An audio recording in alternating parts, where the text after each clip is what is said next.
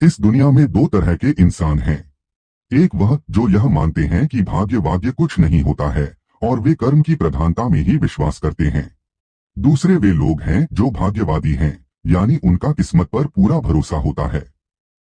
उनका दृढ़ विश्वास होता है कि जो भाग्य या किस्मत में लिखा है वह होकर ही रहेगा।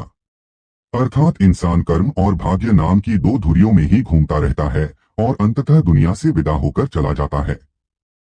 आज के समय का युवा भी यही सोचता है कि बिना कुछ किए ही उसे वह सब कुछ मिल जाए जो वह चाहता है।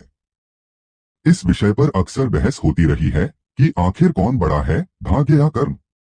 अनंत काल से ही यह बहस का विषय रहा है कि कर्म ज्यादा महत्वपूर्ण है या भाग्य।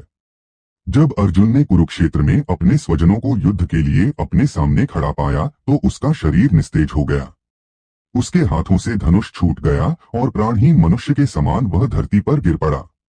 तब भगवान श्री कृष्ण ने उसे गीता के कर्म ज्ञान का उपदेश दिया। भगवद गीता में भगवान श्री कृष्ण भी अर्जुन से कर्म करने की ही बात कहते हैं। अर्जुन को कर्म करने का ही उपदेश देते हैं। श्री कृष्ण कहते हैं, हे अर्जुन, राज्य तुम्हारे भाग्य में है या नहीं ये तो बात की बात है, परंतु युद्ध तो तुम्हें पहले लड़ना ही होगा, कर्म तो तुम्हें करना ही होगा। गोस्वामी तुलसीदास जी ने भी श्री रामचरितमानस में कर्म की ही प्रधानता बताई है। गोस्वामी तुलसीदास कहते हैं, कर्म प्रधान विश्व करी राखा। अर्थात युग तो कर्म का ही है, प्रधानता तो कर्म की ही है।